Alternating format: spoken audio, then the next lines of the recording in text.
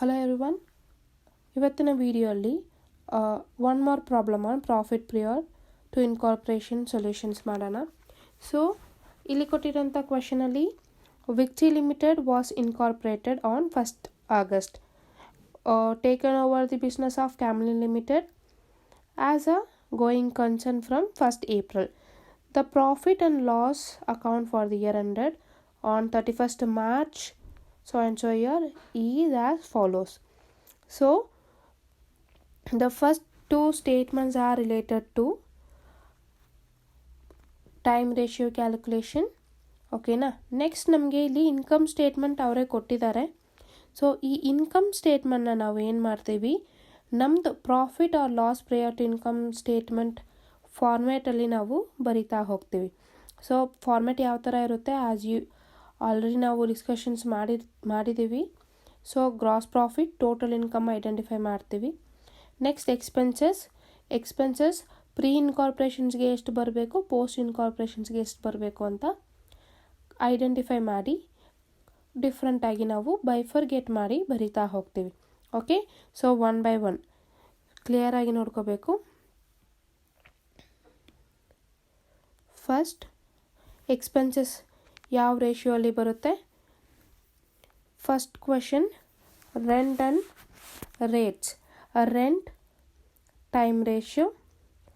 Insurance monthly insurance payment ಇರುತ್ತೆ, or else ನಮಗೆ quarterly, half yearly ಯಾವ ಥರ ಬೇಕಾದರೂ ಇರುತ್ತೆ. So related to month. Electricity monthly basis, salaries monthly basis ಆಗಿರೋದ್ರಿಂದ time ratio. Directors fees actual ಪೋಸ್ಟಲ್ಲಿ ಬರಬೇಕು. Auditors fees is on time ratio.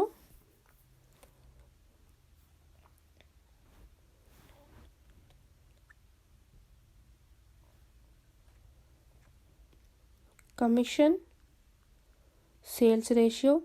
Advertisement sales ratio. Discount debit side ಇದ್ದರೆ discount allowed. So discount ಯಾವಾಗ hello ಮಾಡ್ತೀವಿ, when at the time of sales.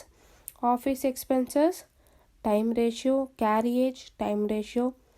Bank charges may be debit card charges R credit card charges, anything like that.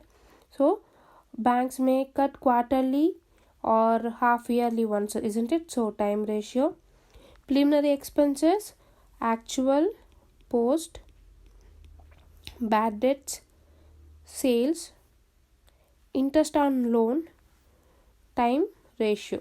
So this is the net profit. So we are not going to do with the net profit. Okay, gross profit based on sales ratio. ಅರ್ಥ ಆಗಿದೆಯಾ? So ಇಲ್ಲಿ ಎಲ್ಲ ಎಕ್ಸ್ಪೆನ್ಸಸ್ನ read out ಮಾಡಿ time ratio ಬರುತ್ತಾ ಇಲ್ಲ sales ratio ಬರುತ್ತಾ ಅಂತ ನಾವು ಒಂದೊಂದನ್ನೇ ನೋಡ್ತಾ ಹೋಗ್ತೀವಿ. ಡೆಬಿಟ್ ಸೈಡ್ ಕಂಪ್ಲೀಟ್ ಆದಮೇಲೆ ಇಮಿಡಿಯೇಟಾಗಿ ಕ್ರೆಡಿಟ್ ಸೈಡ್ ಚೆಕ್ ಮಾಡ್ತೀವಿ. ನೆಕ್ಸ್ಟ್ ಲೈನ್, ನೆಕ್ಸ್ಟ್ ಅಡ್ಜಸ್ಟ್ಮೆಂಟಲ್ಲಿ the total turnover of the year ended 31st March was 10 lakh divided into 3 lakh for the period up to 1/8 and 7 lakh for the remaining period. So total 10 lakh 2 periodsಗೆ ಅವರೇ ಡೈರೆಕ್ಟಾಗಿ ಕೊಟ್ಟಿದ್ದಾರೆ. 3 lakh for first period up to 1/8. Pre ಇನ್ಕಾರ್ಪೊರೇಷನಲ್ಲಿ 3 lakhs ಇದೆ and 7 lakhs for post incorporation ಅಂತ ಕೊಟ್ಟಿದ್ದಾರೆ. So ಇದಿಷ್ಟು question. So ಈ ಕ್ವೆಶನ್ ಅರ್ಥ ಆಗಿದೆ ಅಂದರೆ ಇಮಿಡಿಯೇಟ್ ನಾವು ನೆಕ್ಸ್ಟ್ ಸ್ಟೆಪ್ ಮಾಡ್ತೀವಿ. ನೆಕ್ಸ್ಟ್ ಸ್ಟೆಪ್ ಏನಿರುತ್ತೆ, so we are going to do the working note. Okay, so working note ಯಾವ ಥರ ಕ್ಯಾಲ್ಕುಲೇಷನ್ಸ್ ಮಾಡ್ತೀವಿ. First working note, calculation of time ratio. Time ratio ಹೆಂಗೆ ಕ್ಯಾಲ್ಕುಲೇಷನ್ಸ್ ಮಾಡ್ತೀವಿ,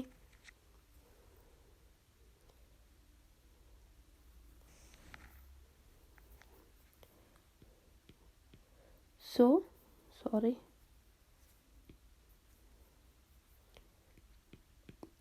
pre-incorporation period is to post incorporation period. Sales ರೇಷಿಯೋಗೂ ಇದೇ form and time ರೇಷಿಯೋಗೂ ಇದೇ ಬರುತ್ತೆ, changes ಆಗಲ್ಲ. ಸೊ ಆ್ಯಸ್ ಐ ಸೆಡ್, ಯಾವಾಗಲೂ ನಮಗೆ ಫಸ್ಟ್ ಏಪ್ರಿಲಿಂದ ಸ್ಟಾರ್ಟ್ ಆಗುತ್ತೆ, ಫಿನಾನ್ಷಿಯಲ್ ಇಯರಿಂದ ಸ್ಟಾರ್ಟ್ ಆಗಬೇಕು. ಸೊ ನಮಗೆ ಫಿನಾನ್ಷಿಯಲ್ ಇಯರ್ ಇರೋದು ಫಸ್ಟ್ ಏಪ್ರಿಲ್. ಸಪೋಸ್ ನಿಮ್ಮ ಕ್ವಶನ್ಸಲ್ಲಿ ಫಸ್ಟ್ ಜಾನ್ ಅಂತ ಬಂದಿತ್ತು ಅಂದರೆ ಫಸ್ಟ್ ಜಾನೇ ನೀವು ಯೂಸ್ ಮಾಡ್ಕೋಬೇಕಾಗುತ್ತೆ. So first April for example 2020 ಆಗಿದ್ದರೆ, ಸೊ ಅಕೌಂಟಿಂಗ್ ಇಯರ್ ಯಾವಾಗ ಮುಗಿಯುತ್ತೆ? 31st March. Okay, so this is the thing. So ನನ್ನ ಕಂಪನಿನ ಯಾವಾಗ ತಗೊಂಡಿದ್ದೀನಿ? The company was incorporated on 1st April. First August. So first August ತನಕ ಅಂದರೆ ನನಗೆ 31st July ತನಕ ನಂದು ಕಂಪನಿ ಇನ್ಕಾರ್ಪೊರೇಷನ್ ಆಗಿಲ್ಲ. ಸೊ ಆದ್ದರಿಂದ ಇದು ಪ್ರೀ ಇನ್ಕಾರ್ಪೊರೇಷನ್. ಫಸ್ಟ್ ಆಗಸ್ಟಿಂದ ಇನ್ಕಾರ್ಪೊರೇಷನ್ ಆಗಿದೆ. So April to July pre incorporation, August to March ನಿಮಗೆ ಏನಾಗುತ್ತೆ? ಪೋಸ್ಟ್ ಇನ್ಕಾರ್ಪೊರೇಷನ್ ಆಗುತ್ತೆ. ಸೊ ಕ್ಯಾಲ್ಕುಲೇಟ್ ಮಾಡಿ, April, May, June, July, total 4 month. So ಇಲ್ಲಿ ಆಗಸ್ಟಿಂದ ಮಾರ್ಚ್ ತನಕ ಎಷ್ಟು ಮಂತ್ ಬರುತ್ತೆ? 8 ಮಂತ್ ಬರುತ್ತೆ. ಓಕೆ, ಸೊ ಸಿಂಪ್ಲಿಫೈ ಮಾಡಿದರೆ 1:2. ಇದು ಏನಾಗುತ್ತೆ ನನಗೆ? This is my time ratio. Okay, next sales ratio.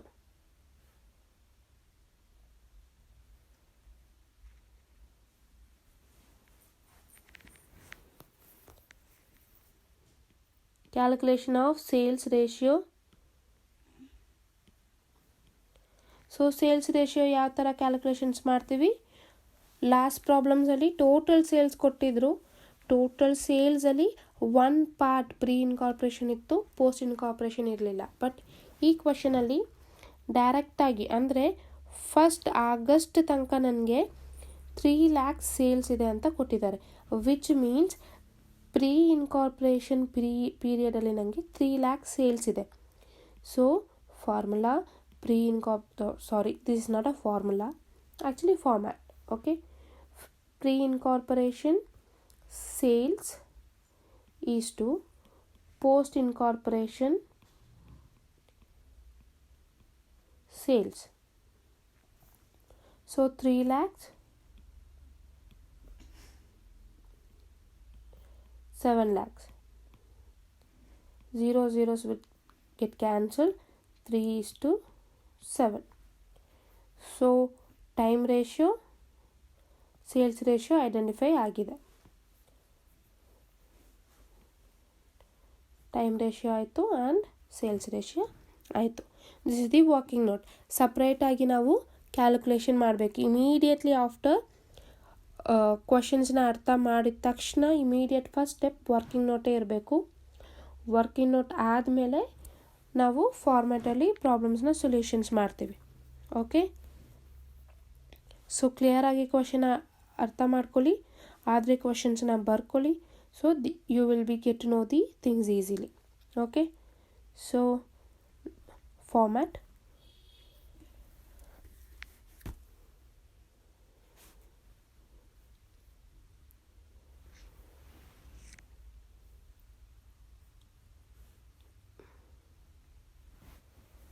So we'll start with gross profit. Gross profit question ಅಲ್ಲಿ ಎಷ್ಟು ಕೊಟ್ಟಿದ್ದಾರೆ? 3,10,000. ಓಕೆ, ಈ 3,10,000 ಯಾವ ರೇಷಿಯೋ ಮೇಲೆ ಬೈಫರ್ಗೇಟ್ ಮಾಡ್ಕೋಬೇಕು ಅಂತ ಹೇಳಿದ್ದೀನಿ? Sales ratio, that is 3:7. 3,10,000 into 3/10, 93,000 and 2,17,000. ಇದನ್ನು ಟೋಟಲ್ ಅಂತ ತಗೊಳ್ತೀವಿ.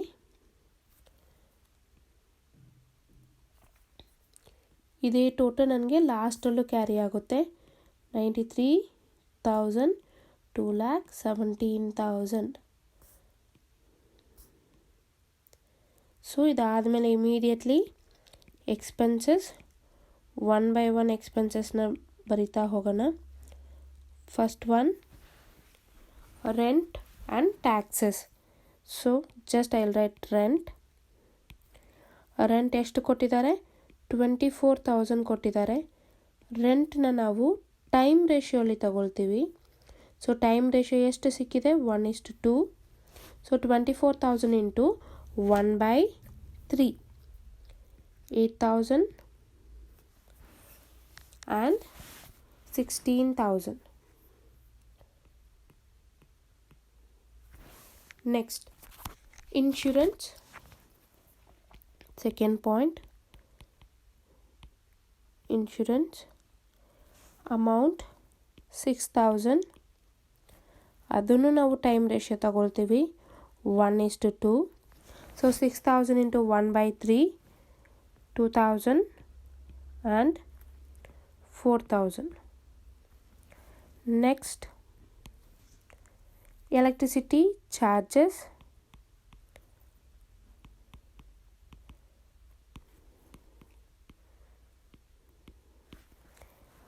$4,800. ಅದನ್ನು time ratio 1:2.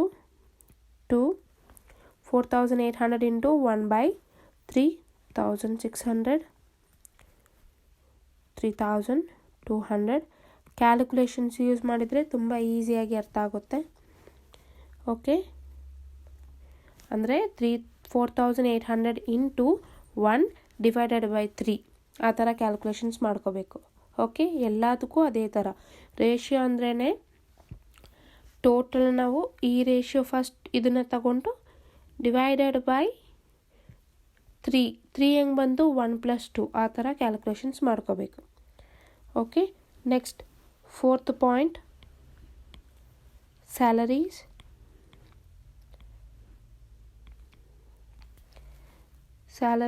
Total salaries 72,000. So ಈ ಅಮೌಂಟ್ನ ಬರೆಯೋದ ನೆಸೆಸಿಟಿ ಇಲ್ಲ. ಟೈಮ್ ರೇಷಿಯೋ 1:2 ನಿಮಗೆ ಅರ್ಥ ಆಗಲಿ ಅಂತ.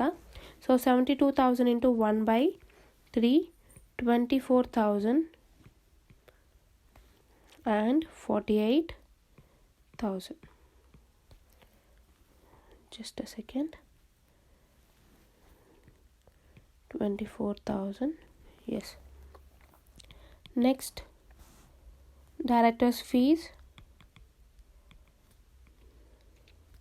So director's fees actual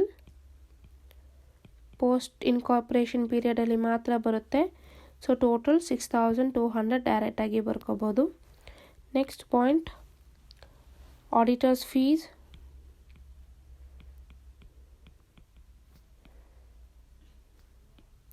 so auditors fees total 3,000. Time ratio 1:2. 3,000 into 1/3, 1,000 and 2,000 for post incorporation. Next, commission.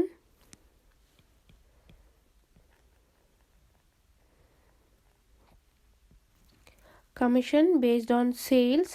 So ಯಾವುದೆಲ್ಲ ಕ್ಲಿಯರ್ ಆಗಿ ಸೇಲ್ಸ್ ರಿಲೇಟೆಡ್ ಬರುತ್ತೋ ಅದನ್ನು ನಾವು ಸೇಲ್ಸ್ಗೆ ತಗೋಬೇಕು. For example commission, advertisement, publicity, salesman's commission, ಈ ಥರ ಇರೋ ಎಕ್ಸ್ಪೆನ್ಸಸ್ ಎಲ್ಲನೂ ನಿಮಗೆ ಸೇಲ್ಸ್ ರೇಷಿಯೋ ಮೇಲೆ ತಗೋಬೇಕು.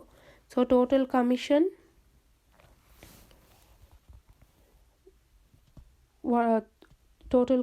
was, 1 second, I'll check the question, 12,000.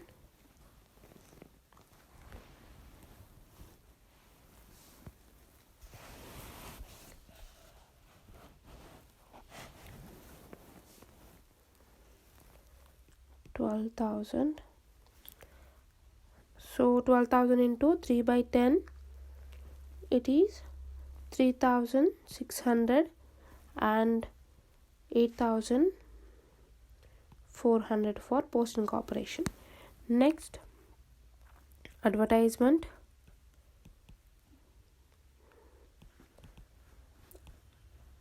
Advertisement value 8,000.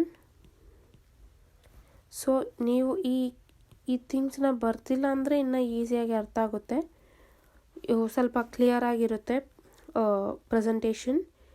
ಅರ್ಥ ಆಗಲಿ ಅಂತ ನಿಮಗೋಸ್ಕರ ಬರೀತಿರೋದ್ರಿಂದ ಮೇ ಬಿ ಕ್ಲಮ್ಸಿ ಫೀಲಿಂಗ್ ಇರ್ಬೋದು. So advertisement 8,000. Advertisement is also sales ratio 3:7. 8,000 into 3 by 10, 2,400 and 5,600.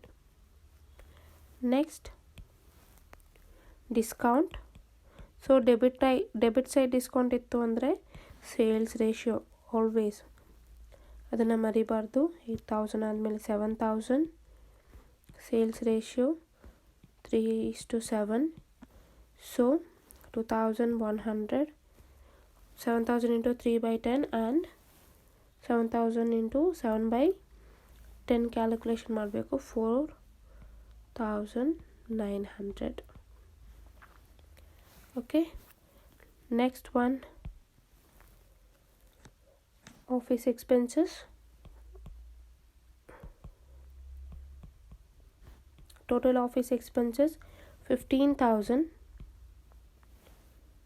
So office expenses time ratio ಅಲ್ಲಿ ತಗೊಳ್ತೀವಿ 1:2.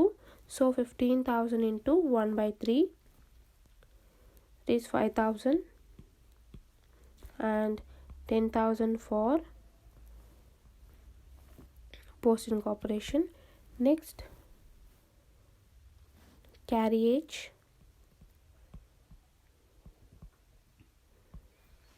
Carriage 6,000.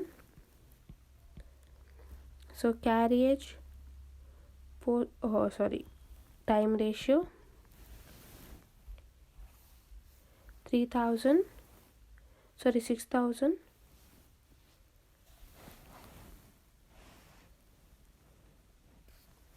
Sorry, just a second, value is correct but carriage is related to sales, isn't it? When it is in the indirect expenses, when it is under indirect expenses ಅವಾಗ ನಾವು ಏನು ಮಾಡ್ತೀವಿ, carriage on outwards ಅಂದರೆ carriage inwards ಇರುತ್ತೆ, carriage outwards ಇರುತ್ತೆ. Carriage inwards ಯಾವಾಗ ಬರುತ್ತೆ ಅಂದರೆ at the time of purchase of raw materials. ನಾವು ಯಾವಾಗ ರಾ ಮೆಟೀರಿಯಲ್ಸ್ ಪರ್ಚೇಸ್ ಮಾಡ್ತೀವಿ ಯಾವಾಗ ಬರುತ್ತೆ. ಕ್ಯಾರಿಯೇಜ್ ಔಟ್ವರ್ಡ್ ನಮಗೆ ಯಾವಾಗ ಸೇಲ್ಸ್ ನಾವು ಇನ್ಕರ್ ಆಗುತ್ತೆ ನಮಗೆ, ಆ ಸಂದರ್ಭದಲ್ಲಿ ನಾವೇನು ಮಾಡ್ತೀವಿ, ನಮ್ಮ ಕಡೆ ಇರೋಂಥ ಗೂಡ್ಸ್ನ ನಾವು ಬೇರೆಯವ್ರಿಗೆ ಕಳಿಸ್ಕೊಡ್ತಾ ಇದ್ದೀವಿ ಫಾರ್ ದಿ ಕಸ್ಟಮರ್. ಸೊ ಅದು carriage outward. So it is related to sales ratio. Okay, so 6,000 into 3:7, 1,800 and 4,200. Next, bank charges.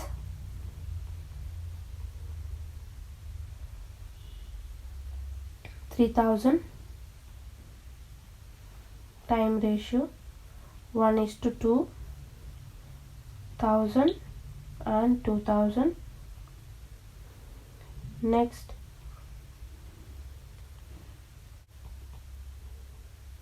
so preliminary expenses is related to actual post.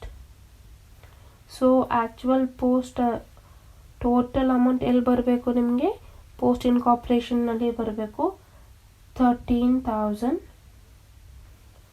Next, bad debts. Sales ratio 3:7. Confusions ಮಾಡಿ ಉಲ್ಟಾ ಪಲ್ಟಾ ಬರೆಯಂಗಿಲ್ಲ. So ಬ್ಯಾಡ್ debts 4,000 ಇದೆ. So 4,000 into 3 by 10, 1,200.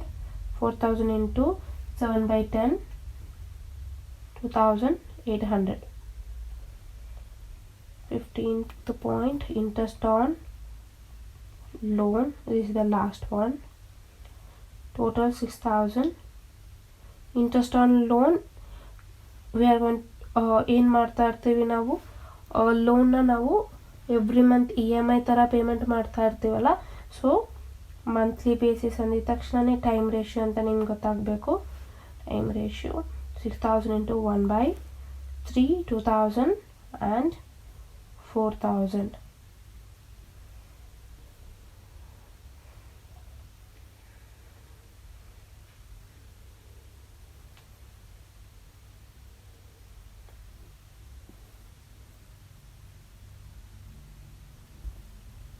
So total ಏನು ಮಾಡ್ತೀವಿ, ಟೋಟಲಲ್ಲಿ ಮೇಲ್ಗಡೆ gross ಪ್ರಾಫಿಟ್ದು total ಏನಿರುತ್ತೆ same ಅದನ್ನೇ ಬರಿತೀವಿ. 93,000, 2,17,000 ಇದು ಸೇಮ್ ಟೋಟಲ್. ಓಕೆ, ಸೊ ಇದು ಆಲ್ರೆಡಿ ನಮಗೆ ಗೊತ್ತಿರೋಂಥ ವಿಷಯ. ನೆಕ್ಸ್ಟ್ ನಾವೇನು ಮಾಡ್ತೀವಿ, ಎಲ್ಲ ಎಕ್ಸ್ಪೆನ್ಸಸ್ನ ನಾವು ಮೈನಸ್ ಮಾಡ್ತಾ ಹೋಗ್ತೀವಿ 1 by 1. So first pre incorporation 93,000 use calci use ಮಾಡಿ ಈ 93,000 ಜೊತೆಗೆ minus 8,000, 2,000, 1,600, 24,000, 1,000, 3,600, 2,400, 2,100, 5,000, 1,800, 1,000, 1,200 and last 2,000. If you minus all these expenses, amount will be in positive value. ಅದು ಪಾಸಿಟಿವ್ ವ್ಯಾಲ್ಯೂ ಅಲ್ಲಿ ಇದೆ. ಸೊ 37,300 ನನಗೆ ಎಷ್ಟು ಬಂತು ವ್ಯಾಲ್ಯೂ, 37,300. ಏನು ಮಾಡಿದರೆ ಈ 93,000ಅಲ್ಲಿ ಮೇಲ್ಗಡೆ ಇರೋಂಥ ಎಲ್ಲ ಎಕ್ಸ್ಪೆನ್ಸಸ್ನು ನಾನು ಏನು ಮಾಡಿದ್ದೀನಿ, ಮೈನಸ್ ಮಾಡಿದ್ದೀನಿ. Okay, next 2,17,000 minus 16,000, 4,000, 3,200, 48,000, 6,200, 2,000, again minus 8,400, 5,600, 4,900, 10,000, 4,200, again minus 2,000, minus 13,000, again 2,800 and 4,000 lastly. If you minus all these expenditure, ಮೇಲ್ಗಡೆ 2,17,000 ಅಲ್ಲಿ these two expenses ನ ನೀವು ಮೈನಸ್ ಮಾಡಿದ್ರೆ the value will be 82,700 positive value. Okay, ಎರಡು ಪಾಸಿಟಿವ್ ವ್ಯಾಲ್ಯೂಸ್ ಅಲ್ಲಿ ಬಂದಿದ್ರೆ ಏನಂತ ಅರ್ಥ ಅಲ್ಲಿ, so the company is earn the net profit.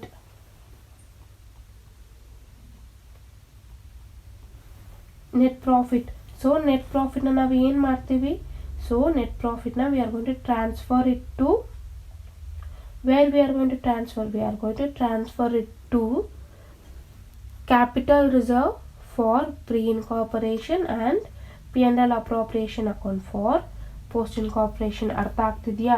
So first point ಎಲ್ಲಿಗೆ ಟ್ರಾನ್ಸ್ಫರ್ ಮಾಡ್ತೀವಿ, capital reserve, and second post incorporation ನಾವು P&L ಅಪ್ರಾಪ್ರಿಯೇಷನ್ ಅಕೌಂಟ್ಗೆ ನಾವು ಟ್ರಾನ್ಸ್ಫರ್ ಮಾಡ್ತೀವಿ. Okay, this the problem. Hope ಗೊತ್ತಾಗಿದೆ ಅಂದ್ಕೊಳ್ತೀನಿ, ನೋ ಕನ್ಫ್ಯೂಷನ್ಸ್. ನೋಡಿ ಇದು ಲಾಸ್ಟ್. ಸೊ ಎಲ್ಲ ಎಕ್ಸ್ಪೆನ್ಸಸ್ನು ಪ್ರಾಫಿಟ್ ಜೊತೆ ಮೈನಸ್ ಮಾಡಿದರೆ ನಮಗೆ ಆನ್ಸರ್ ಸಿಗುತ್ತೆ. Okay, easy concept. ನಾವು ಎಷ್ಟು ಕ್ಲಿಯರಾಗಿ ಒಂದು ಕಾನ್ಸೆಪ್ಟ್ನ ಅರ್ಥ ಮಾಡ್ಕೊಳ್ತೀವೋ ಅಷ್ಟು ಈಸಿಯಾಗಿ ನಮಗೆ ಪ್ರಾಬ್ಲಮ್ಸ್ ಇರುತ್ತೆ. ಏನೇ ಅಡ್ಜಸ್ಟ್ಮೆಂಟಲ್ಲಿ ಕಷ್ಟ ಕೊಟ್ಟರು ನಮಗೆ ಅಲ್ಲಿ ಕ್ಲಿಯರಾಗಿ ಆನ್ಸರ್ ಸಿಗುತ್ತೆ. ಓಕೆ, ಸೊ ಎಲ್ರಿಗೂ ಈ ಪ್ರಾಬ್ಲಮ್ ಅರ್ಥ ಆಗಿದೆ ಅಂದ್ಕೊಳ್ತೀನಿ. ಅರ್ಥ ಆಗಿಲ್ಲ, ಏನಾದರೂ ಡೌಟ್ಸ್ ಇತ್ತು ಅಂದರೆ ಕಮೆಂಟ್ ಮಾಡಿ ಸೊಲ್ಯೂಷನ್ಸ್ ಮಾಡೋಣ, ಪ್ರಯತ್ನ ಮಾಡೋಣ.